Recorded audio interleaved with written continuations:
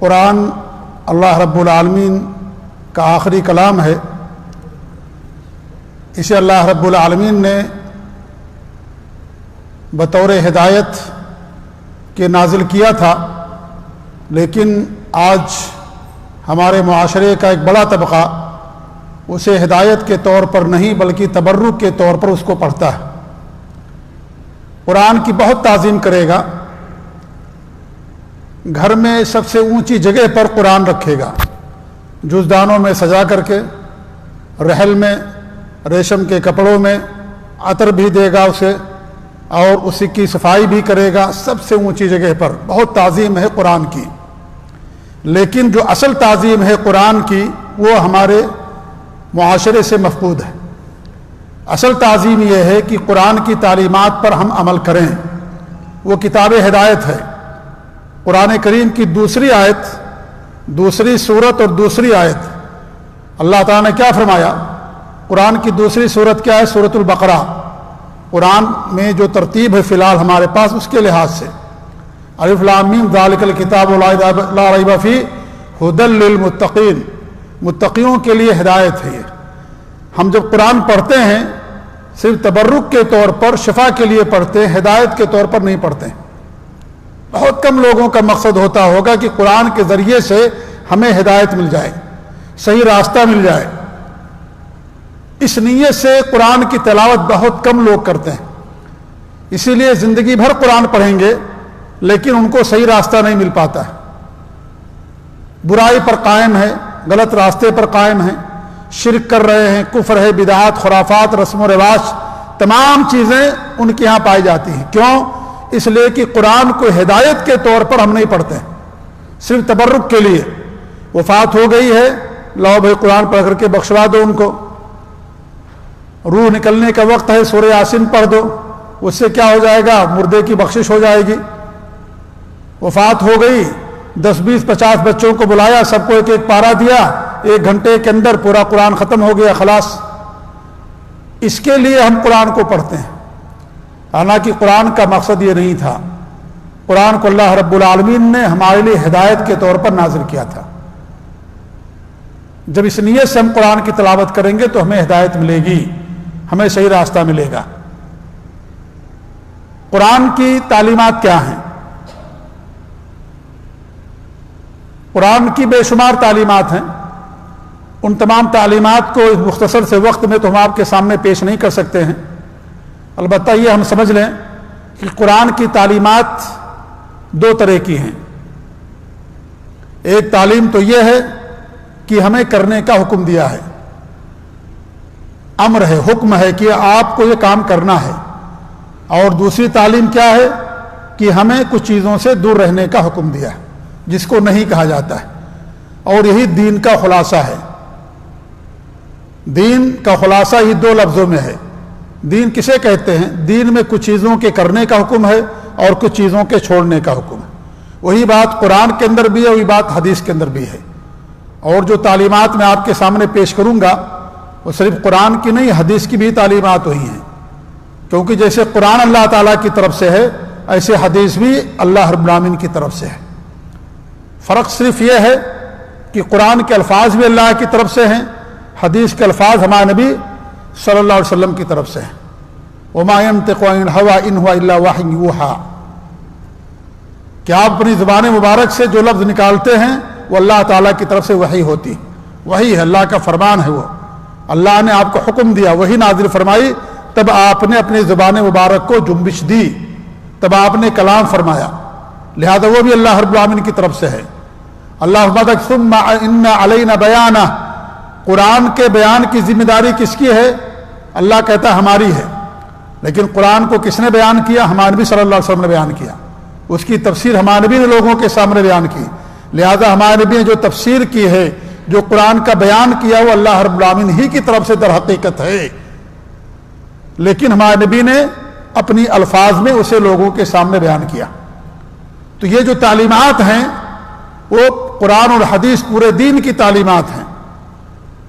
پہلی چیز جو میں نے بیان کی کہ قرآن کریم میں کرنے کا حکم ہے.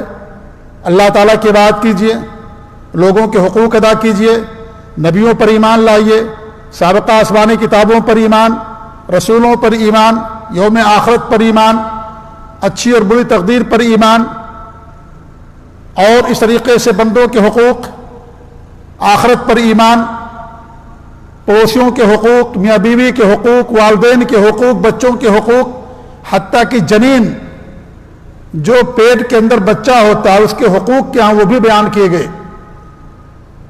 حیوانات جانوروں کے حقوق کیا ہمارے اوپر، غیر مسلموں کے حقوق کیا ہمارے اوپر، ان تمام چیزوں کو اپنانے کا حکم دیا گیا ہے۔ ایک تو یہ ہو گیا کہ کرنے کا حکم ہے، اور دوسرا یہ ہے کہ نہ کرنے کا حکم ہے۔ کیا نہ کرنے کا حکم ہے؟ ہر وہ چیز جس سے انسان کو دنیا اور آخرت کے اندر نقصان ہو، ان تمام چیزوں سے شریعت کے اندر، قرآن کے اندر منع کر دیا گیا، اور جو خیر کے کام ہیں، بھلائی کے کام ہیں، دنیا اور آخرت میں مفید ہیں، ان تمام چیزوں کے کرنے کا حکم دیا گیا ہے۔ یہی دو باتیں ہیں، اگر اسی کو ہم نے سمجھ لیا تو ہم کامیاب ہو جائیں گے، دنیا کے اندر بھی کامیابی اور آخرت کے اندر بھی کامیابی۔ نبی اور رسول کا، اللہ اور اس کے رسول کا جو حکم ہے سر آنکھوں پر، اب وہ حکم یا تو کرنے کا ہے یا تو نہ کرنے کا ہے۔ نماز پڑھنے کا حکم ہے، دن اور رات میں 5 وقت، استطاعت ہے، آپ کے پاس مال ہے، پہنچ گیا نصاب کو، دینے کا حکم ہے۔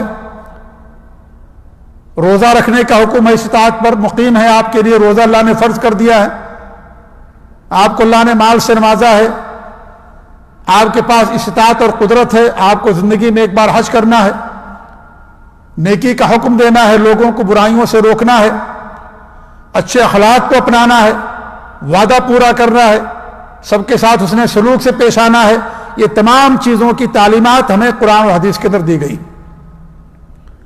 اور ہر وہ چیز جو دنیا اور آخرت میں نقصان دہ ہو، ان تمام چیزوں سے شریعت کے اندر میں ہم کو منع کر دیا گیا۔ سورہ انعام کی 3 آیتیں میں آپ کے سامنے پڑھوں گا۔ ان 3 آیتوں میں اللہ رب العالمین نے کچھ تعلیمات بیان کی ہیں، اور یہ تعلیمات دونوں حصوں کو شامل ہیں، کچھ کرنے کا حکم ہے، کچھ نہ کرنے کا حکم ہے۔ کیونکہ وقت بہت مختصر ہے، آدھے گھنٹے کے اندر پوری بات ہمیں رکھنی ہے، اسے بہت تفصیل کے اندر اگر جائیں گے تو ظاہر بات ہے پوری باتیں نہیں ہو پائیں گی۔ تو سورہ انعام کی 3 آیتیں ہمارے لیے کافی ہیں، اگر ہم نے اس کو صحیح سمجھ لیا، اس کے مطابق عمل کر لیا، اپنی زندگی بنا لی، تو ہماری نجات کے لیے انشاءاللہ کافی ہو۔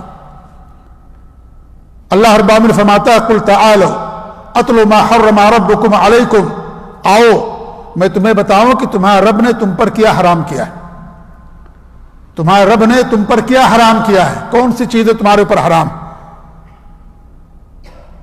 حرام کون کرے گا؟ اللہ تعالیٰ کرے گا، انسان کو اختیار نہیں کہ انسان جس کو چاہے حلال، جس کو چاہے حرام کر دے، نہیں، یہ اختیار اللہ رب العالمین کے پاس ہے۔ یا اللہ رب العالمین وحی کے ذریعے سے اپنے نبی کو حکم دے، اور نبی صلی اللہ علیہ وسلم اپنی زبان مبارک سے اس چیز کو حرام قرار دیں۔ جیسے شریعت کے اندر گدھا کھانا حرام ہے، یہ قرآن کریم کے اندر آپ کو نہیں ملے گا، ہمارے نبی نے حدیث کے اندر فرمایا کہ گدھا کھانا حرام۔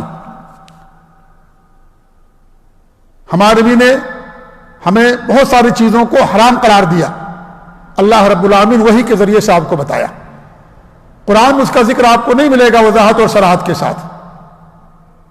یہ ہمارے نبی نے، ہمارے نبی کی ذمہ داری تھی دین کو بیان کرنے کی، قرآن کی تفسیر کی، تو آپ صلی اللہ علیہ وسلم نے کھول کھول کر کے تمام باتیں لوگوں کے سامنے بیان کر دی۔ آپ نے فرمایا کہ ہر وہ جانور جو درندہ ہے، دانتوں سے شکار کرتا ہے، دانت والا ہے، وہ کھانا حرام ہے، قرآن کے اندر کہیں ایسا نہیں بتایا گیا ہے۔ ہر وہ چڑیا جو اپنے پنجے سے شکار کرتی ہے، اس کا کھانا آپ کے لیے حرام ہے۔ آپ دیکھیے بعض پرندہ ہوتا پنجے سے شکار کرتا ہے، بڑی بڑی مچھلیاں، بڑے بڑے سانپ وہ اپنے پنجے میں پکڑ لیتا ہے بعض پرندہ، اور لے کر کے اڑ جاتا ہے، وہ اتنی طاقت ہے اس کے پرندے کے اندر، اس کے پنجے میں۔ تو ہر چڑیا کے پاس پنجہ ہے، لیکن وہ پنجے جو پنجے سے، وہ چڑیا جو پنجے سے شکار کرتی ہے، اس کا کھانا ہمارے لیے حرام۔ قرآن میں اللہ رب العالمین نے بیان فرمایا، ہمارے نبی نے بیان فرمایا، کیونکہ اللہ رب العالمین نے اپنے نبی کو حکم دیا کہ یہ چیز حرام ہے، آپ نے اپنی زبان مبارک سے اس کو حرام قرار دیا۔ تو حرام اور حلال کرنے کا حق اللہ رب العالمین کے پاس ہے، کسی بندے کا اختیار نہیں جس چیز کو چاہے حلال جس چیز کو چاہے حرام کر دے. یہی تو کیا تھا یہودیوں نے اور اہل کتاب نے. اللہ رب العالمین ان کو مشرک قرار دیا, کافر قرار دیا, اور یہ کہا کہ تم اللہ کے چھوڑ کر کے اپنے عالموں کی عبادت کرتے ہو. ان کے عالم جو کہتے حلال و حلال, جو کہتے حرام و حرام. تو حلال و حرام کا حق اللہ کے علاوہ کسی کے پاس نہیں. پہلی بات اللہ فرماتا اللہ تشرکوا بہ شیئا, کہ اللہ تعالیٰ کے ساتھ کچھ بھی شرک نہ کرو, کیونکہ سب سے بڑا حرام اس دھرتی پر اللہ تعالیٰ کے ساتھ شرک کرنا, یہ سب سے بڑا حرام, سب سے بڑا حرام. یہ ایسا گناہ ہے کہ ساری نیکیاں ختم ہو جائیں گی, کسی بھی نیکی کو اللہ تعالیٰ قبول نہیں کرے گا. نیکیوں کے قبول کرنے کی ایک بڑی شرط یہ ہے کہ انسان اپنے اعمال کو شرک سے بچا کر کے رکھے. اگر اس نے شرک کیا ہے اللہ تعالیٰ اس کے سارے اعمال کو تباہ و برباد کر دے گا. مشرکین پر جنت حرام ہے, مشرکین کے لیے جہنم, ہمیشہ جہنم کے اندر وہ رہیں گے. تو سب سے پہلا جو بڑا گناہ ہے, جو اللہ رب العالمین کی سب سے زیادہ حرام کردہ چیز ہے, وہ اللہ رب العالمین کے ساتھ شرک کرنا. اللہ تشرکوا بہ شیئا, کچھ بھی اللہ تعالیٰ کے ساتھ شرک نہ کرو.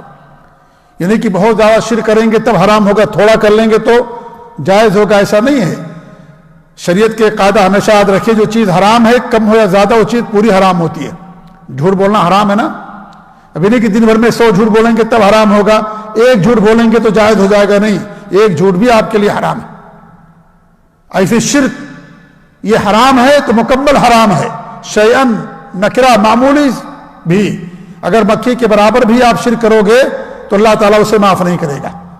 الا ایک انسان جب تک توبہ نہ کرے اللہ تعالیٰ اس گناہ کو معاف نہیں کرے گا. ان اللہ لا یغفر ان یشرک بہ ویغفر ما دون ذلک لمن یشاء. اللہ شرک کے علاوہ ہر گناہ معاف کر دے گا لیکن شرک کو معاف نہیں کرے گا. تو سب سے بڑا گناہ, سب سے بڑا منکر, سب سے بڑی برائی جو ہے وہ اللہ تعالیٰ کے ساتھ شرک کرنا. شرک ہے کیا؟ سب لوگ کہتے ہیں کہ شرک سب سے بڑا گناہ ہے. آج جو شرک کرتا ہے, قبروں پر جا کر کے سجدے کرتا ہے, قبروں کا جا کر کے طواف کرتا ہے, غیر اللہ کے نام پر نظر و نیاز مانتا ہے, وہ بھی کہتا ہے شرک حرام ہے. وہ نہیں کہتا شرک جائز ہے, وہ بھی کہتا حرام ہے.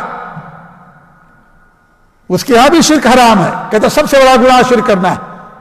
قرآن بھی یہی کہتا ہے, ہم بھی یہی کہتے ہیں. پھر مسئلہ کیا ہے, کہاں پر مسئلہ آ کر کے اٹکتا ہے؟ وہ بھی آپ ان سے پوچھو قبروں کے پجاریوں سے, تو کہیں گے ہاں شرک حرام ہے, شرک جائز نہیں ہے, عمل برباد ہو جائے گا, شرک کرنے والے کے لیے جہنم ہے, وہ بھی یہی بات کہیں گے. لیکن شرک کرتے تو کہیں گے کیوں؟ آخر مسٹیک کہاں ہے؟ اصل میں مسٹیک ہے شرک کو سمجھنے میں کہ شرک کسے کہا جاتا ہے. وہ لوگ کہتے ہیں شرک بتوں کو پوجنے کا نام ہے, شرک بتوں کے پوجنے کا نام ہے, شرک مندروں میں جانے کا نام ہے. یہ شرک نہیں ہے کہ جو نیک لوگ ہیں ان کو آپ ان کے ذریعے سے اللہ سے مانگو, یہ شرک نہیں ہے. وہ یہ کہتے ہیں, جبکہ قرآن کیا کہتا ہے کہ شرک کسی بھی طرح کا, وہ بھی شرک ہے, یہ بھی شرک ہے.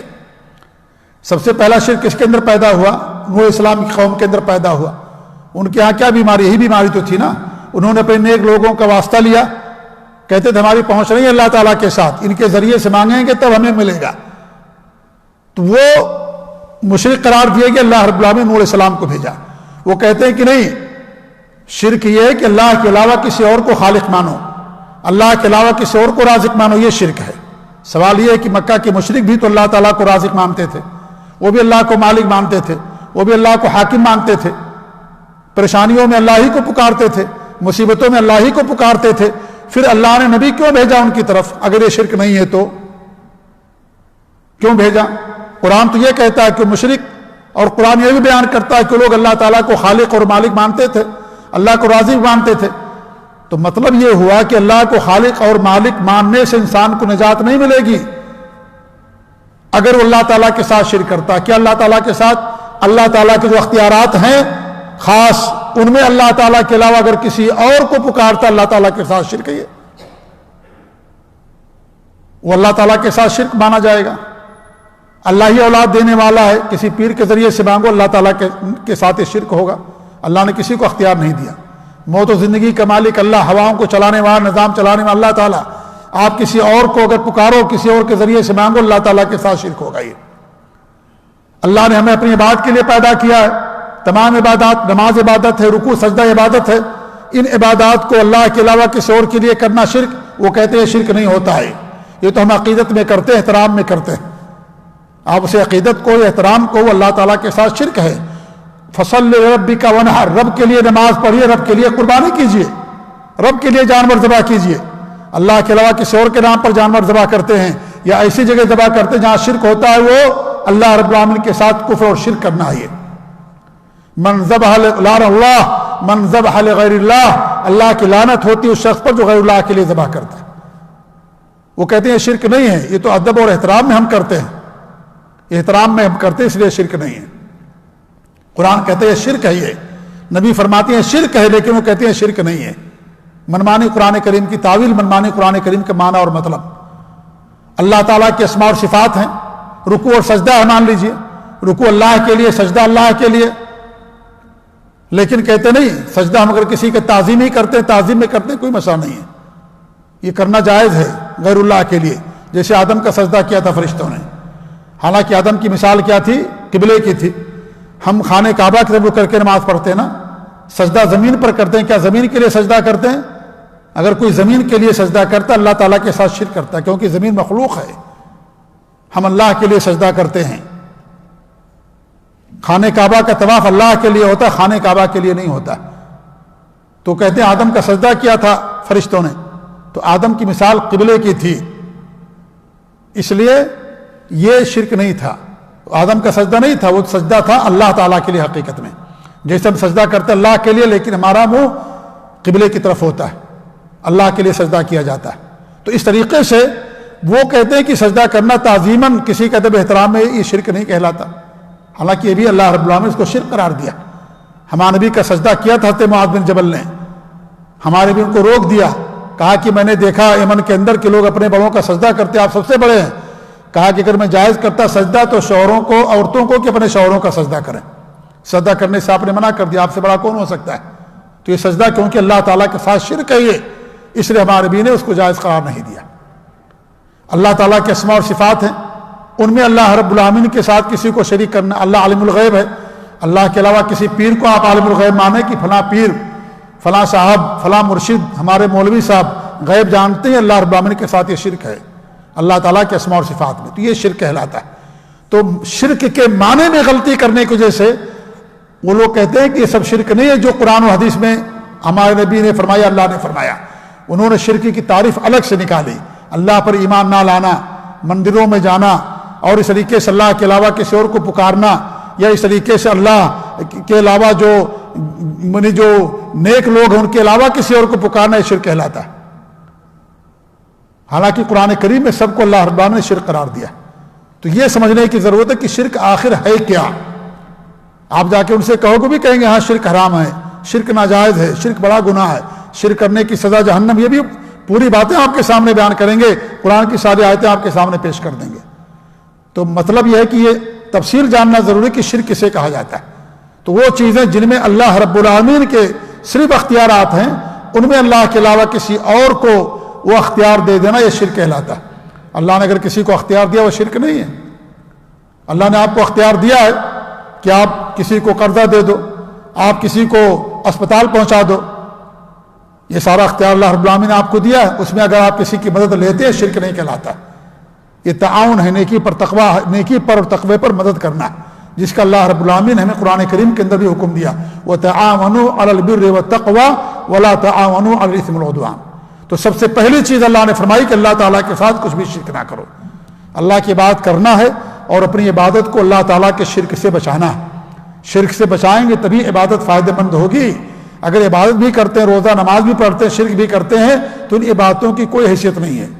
جیسے ایک آدمی دل کا مریض ہو اور وہ دوائیں بھی کھائے اور ساتھ ہی ساتھ وہ چیزیں جو دل کو نقصان پہنچانے والی مرغن غذائیں بھی کھائیں، دن میں 2-3 کلو گوشت بھی کھائے، تو کیا ہوگا؟ اس کے دل کو، دوا کو کوئی فائدہ ہوگا؟ کوئی فائدہ نہیں.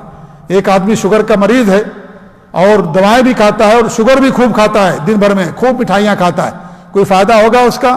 کوئی فائدہ نہیں ہے. شوگر کے لیے ضروری ہے کہ اپنے آپ کو مٹھائی کی چیزوں سے بچا کر کے رکھیں. یہی چیز اللہ تعالیٰ کی عبادت کریں گے وہی عبادت قبول ہوگی جو عبادت میں کے اندر شرک نہیں ہوگا. اس لیے اللہ نے فرمایا کہ وَاعْبُدُوا اللَّهَ وَلَا تُشْرِكُوا بِهِ شَيْئًا. اللہ کی بات کرو، اللہ تعالیٰ کے ساتھ کچھ بھی شرک نہ کرو. اور یہی بات ہمارے بھی نے معاذ بن جبل کو بتائی. معاذ بن جبل رضی اللہ عنہ اللہ کے رسول کے پاس آئے اور کہنے لگے کہ کیا کہا انہوں نے کہ ہمیں کوئی ایسا عمل بتائیے جو ہم کو جنت میں داخل کر دے، جہنم سے روک دے۔ ہمارے نبی نے کہا کہ تم نے بہت بڑا سوال کیا ہے، لیکن وہ آسان ہے جس کے لیے اللہ اس کے لیے آسان کر دے۔ ہمارے نبی نے سب سے پہلی بات کیا فرمائی تھا؟ عبد اللہ ولا تشرکوا بہ شیئا، اللہ کی عبادت کرو، اللہ تعالیٰ کے ساتھ کچھ بھی شرک نہ کرو۔ سب سے پہلی بات ہمارے نبی نے فرمائی، اللہ کی عبادت، اللہ کے ساتھ کچھ بھی شرک نہ کرنا۔ تو عبادت اسی وقت مفید ہوگی جب ہم اپنے اعمال کو شرک سے بچائیں گے۔ تو سب سے پہلی بات ہمارے بھی اللہ نے فرمایا کہ اللہ تعالیٰ کے ساتھ کچھ بھی شرک نہ کرو۔ وبالوالدین احسانا، والدین کے ساتھ حسن سلوک سے پیش آؤ، والدین کے ساتھ حسن سلوک سے پیش آؤ۔ یہ حکم ہے کرنے کا کہ والدین کا بڑا احسان ہے، اللہ اور اس کے رسول کے بعد سب سے بڑا حق والدین کا ہوتا ہے کہ والدین کے ساتھ حسن سلوک سے پیش آؤ۔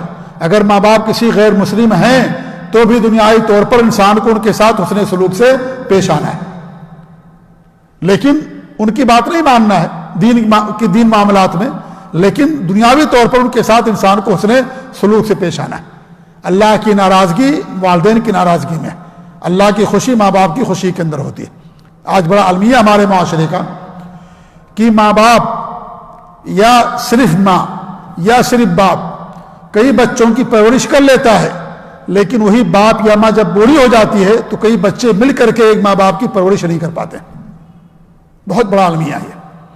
10 بچے ہیں ان کے، لیکن 10 بچے اپنے ماں باپ کی کا دیکھ بھال نہیں کر پاتے۔ وہی ایک ماں باپ نے 10 بچوں کو پالا پوسا بڑا کیا، 25 سال تک ان کی خدمت کی، تعلیم کے لیے سب کچھ کیا ان کے لیے، لیکن وہی ماں باپ جو 1-2 سال بستر پر پڑے رہے ہیں تو 10 بچے ہیں، بہنیں ہیں، بیٹے ہیں، لیکن سب کے سب پریشان ہو جاتے ہیں اور کوئی اپنے ماں باپ کا خیال نہیں رکھ پاتا۔ کتنے بڑے افسوس کی بات۔ اب تو غیر مسلموں کے طریقے سے ہمارے مسلمان ملکوں کے اندر بھی بہت سارے مسلمان ملکوں میں اولڈ ہومز بن گئے ہیں، لوگ اپنے ماں باپ کو جا کر کے وہاں چھوڑ آتے ہیں۔ اگر یہ ماں باپ ہمارے ساتھ کرتے کہ ولادت کے بعد کسی جگہ چھوڑ کر کے آ جاتے تو کیا ہوتا؟ آج جس مقام پر ہیں سب کچھ ہے، اللہ تعالیٰ کے بعد ماں باپ کا بھی بہت بڑا اس کے اندر ان کی قربانی۔ تو ماں باپ کے فضل کو پہچانو۔ ماں باپ یہ جنت کا راستہ ہیں، ان کی خدمت اطاعت کر کے انسان جنت کے راستے تک پہنچ سکتا ہے۔ تو ہمارے اللہ رب العالمین نے دوسری بات کیا فرمائی؟ والدین کے ساتھ حسن سلوک سے پیش آؤ۔ ولا تقتلوا اولادکم من املاق، فقر و فاقہ کے خوف سے بچوں کو قتل نہ کرو، قتل کرنے سے منع فرمایا۔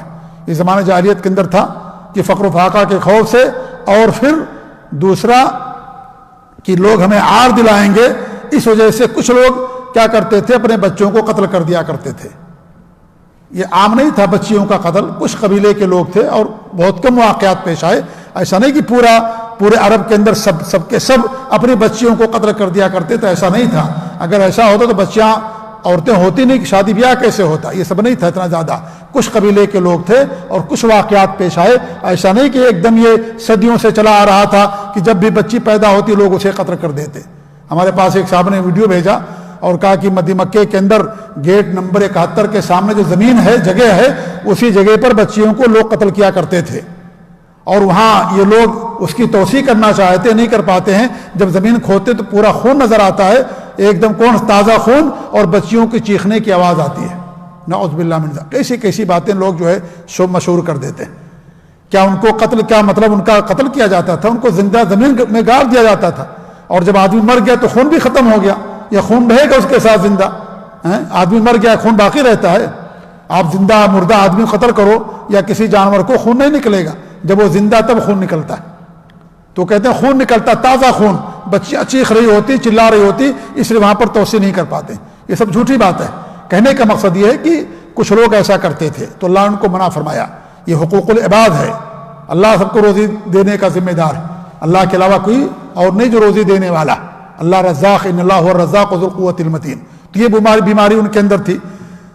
چوتھی بات اللہ رب العالمین نے فرمائی ولا تقربوا الفواحش، بے حیائی کے کاموں کے قریب نہ جاؤ، چاہے وہ اعلانیہ طور پر ہو چاہے خاموشی کے طور پر ہو۔ زمانہ جاہلیت میں کیا تھا؟ اگر اعلانیہ طور پر زناکاری کرتے تو اس کو برا مانتے تھے، خاموشی سے تنہائی میں کر رہے ہیں برا نہیں مانتے تھے اس کو۔ آج کیا ہے؟ آج اگر لڑکا اور لڑکی راضی ہیں تو کیا کرے گا قاضی؟ ہمارے یہاں نا یہ مسئلہ، لڑکا لڑکی راضی، کیا کرے گا قاضی؟ نہیں، اللہ کو راضی کرنا کی ضرورت، اللہ کو راضی ہونا چاہیے۔ تو آج ہے معاشرے کے اندر، یورپ کے اندر دیکھیے، اگر لڑکا لڑکی راضی ہیں تو کوئی ان کو روک نہیں سکتا ہے، چاہے اعلانیہ طور پر کرے چاہے گھر کے اندر جا کر کے کریں۔ اللہ کہتا ہے کہ نہیں، جو خاموشی سے کرو، خلوت میں کرو، تنہائی میں کرو، وہ بھی حرام، اور جو اعلانیہ طور پر وہ بھی حرام ہے۔ یہ حرام ہے، یہ بے حیائی کے کام۔ بے حیائی کیا ہے؟ بے حیائی کے اندر بہت ساری چیزیں ہیں۔ ایک تو زنا کرنا ہے، اور زنا تک پہنچانے والے جو راستے ہیں ان تمام راستوں سے بھی منع کر دیا گیا، وَلَا تَقْرَبُوا الْفَوَاحِشَ، اس کے قریب بھی نہ جاؤ۔ یہ نہیں کہا کہ زنا نہ کرو، یہ کہا کہ زنا کے قریب بھی نہ جاؤ، یعنی زنا تک پہنچانے والے جو بھی راستے ہیں ان تمام راستوں سے دوری اختیار کرو۔ زنا تک کیا پہنچانے والے راستے ہیں؟ زنا تک پہنچانے والے راستے عورت کا بے پردہ ہونا، لڑکا اور لڑکی کا خلوت میں رہنا، بغیر محرم کی عورت کا سفر کرنا، یہ سب ایسی چیزیں ہیں جو انسان کو فاحشہ اور زنا تک پہنچانے والے راستے۔ فلمیں دیکھنا، گانے سننا، اجنبی عورتوں کو ٹک ٹکا کر کے آنکھ لگا کر کے دیکھنا بازاروں میں جا کر کے، یہ سب کیا ہیں؟ یہ سب زنا تک پہنچانے والے راستے ہیں جن تمام راستوں سے ہم کو منع کر دیا گیا۔ یہ سب کے سب غلط راستے ہیں۔ تو زنا کے قریب بھی نہ جاؤ، یہ نہیں کہا کہ زنا نہ کرو، آنکھیں مار لو چلے گا، خلوت میں رہو چلے گا، نہیں، تمام چیزوں کو منع کر دیا گیا، اس کے قریب بھی آدمی کو نہیں جانا۔ تو اللہ فرماتا ہے کہ لا تقربوا الفواحش ما ظہر منها وما بطن، اعلانیہ یا تنہائی میں ہر طرح کے فاحشہ سے اور بے حیائی کے کاموں سے بچ جاؤ۔ ولا تقتلوا النفس التي حرم الله الا بالحق، اور کسی کو ناحق قتل نہ کرو مگر حق کے ساتھ۔ ہر انسان کا خون محفوظ ہے اسلام کے اندر، چاہے مسلمان ہو غیر مسلم ہو، کسی کو قتل کرنا جائز نہیں ہے، حق کے ساتھ قتل کرنا جائے۔ حق کیا ہے؟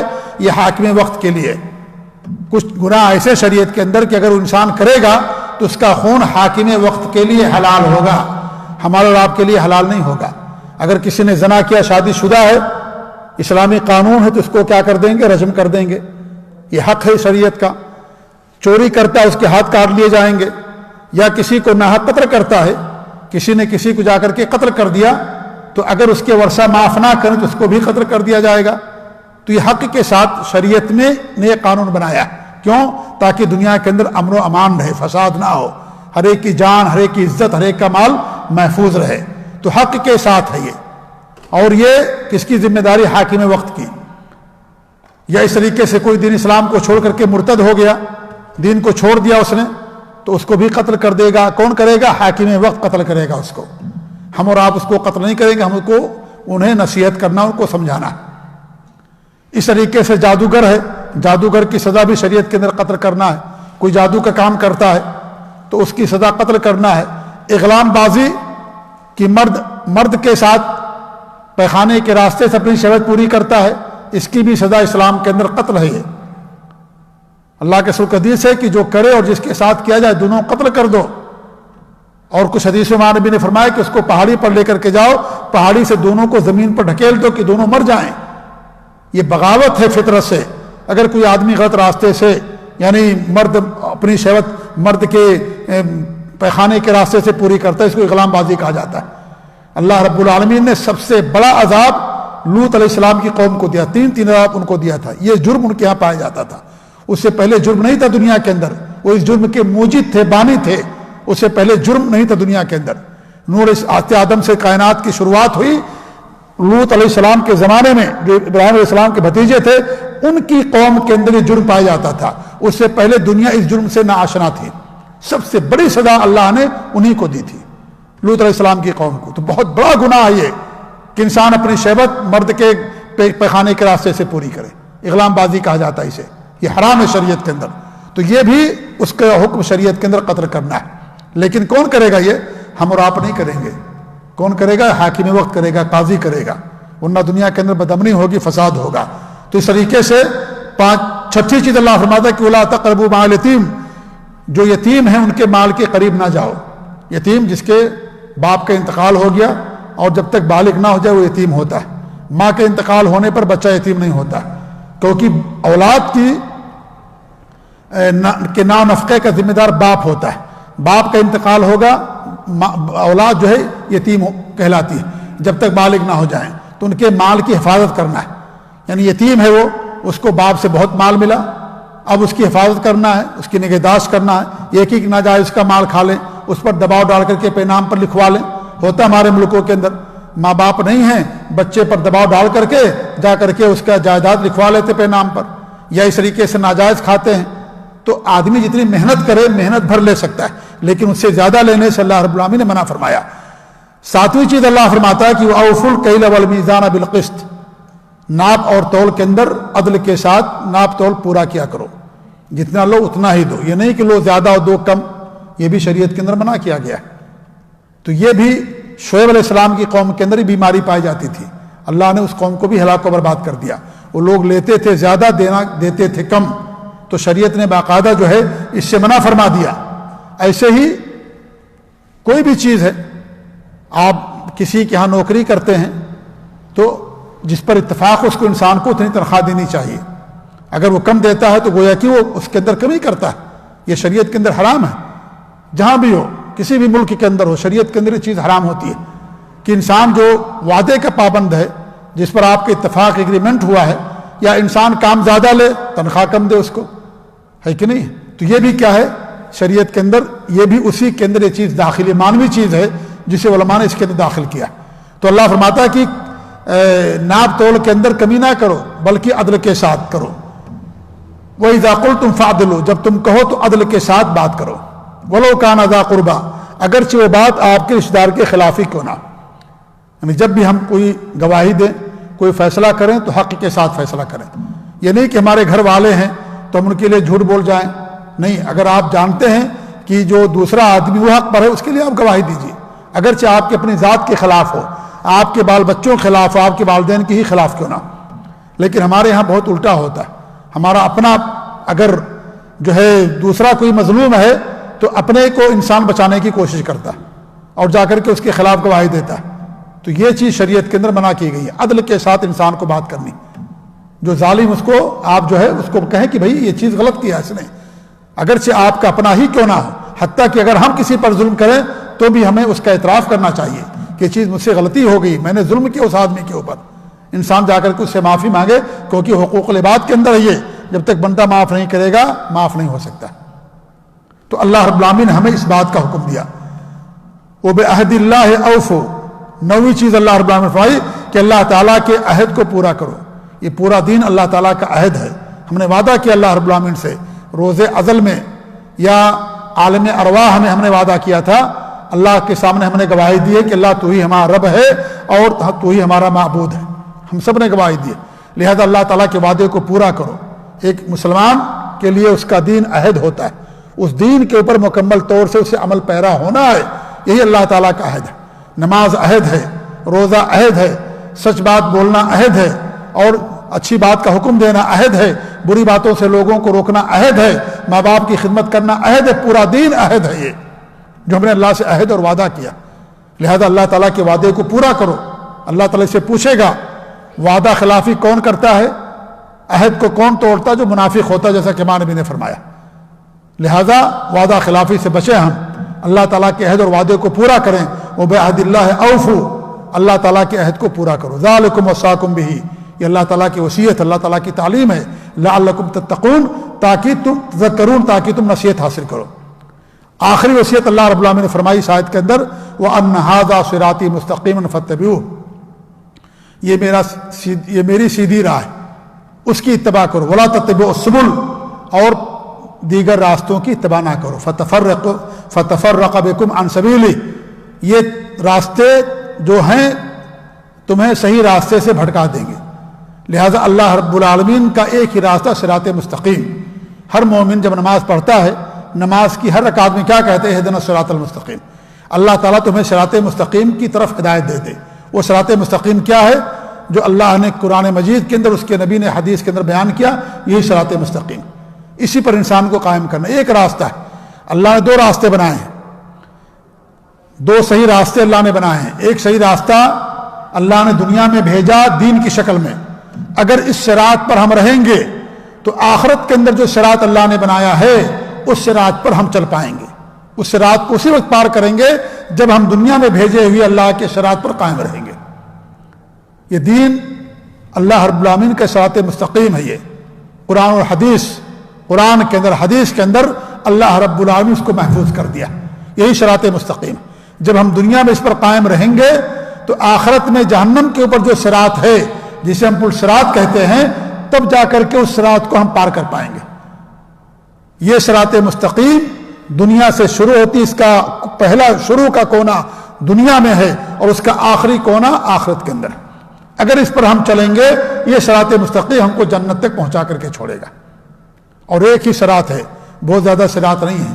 ہمارے نبی صلی اللہ علیہ وسلم نے اس آیت کی تفسیر میں فرمایا، عبداللہ بن مسعود کی حدیث ہے کہ آپ نے خط کھینچا اور کہا یہ صراط مستقیم ہے، اور اس خط کے اس لکیر کے داہنے 2 لکیریں اور بائیں 2 لکیریں، 4 لکیریں ہو گئی، اور کھینچ کر کے کہا کہ سب کے سب شیطان کے راستے ہیں، یہی ایک راستہ جو انسان کو جنت تک لے جاتا ہے، اور شیطان کے راستے پر بہت سارے دعات ہیں، وہ جہنم کی طرف لوگوں کو بلانے والے۔ آج ہمارے معاشرے میں ہیں بہت سارے لوگ جو لوگوں کو جہنم کی طرف بلاتے ہیں، غلط راستے کی طرف بلاتے ہیں، سیدھے راستے اور صراط مستقیم کی طرف دعوت نہیں دیتے۔ ہمیں صراط مستقیم کی طرف بلانے کا حکم دیا گیا۔ اللہ تعالیٰ کا جو عہد ہے، وعدہ اور راستہ ہے، اس راستے کی طرف ہمیں بلانے کا حکم دیا گیا۔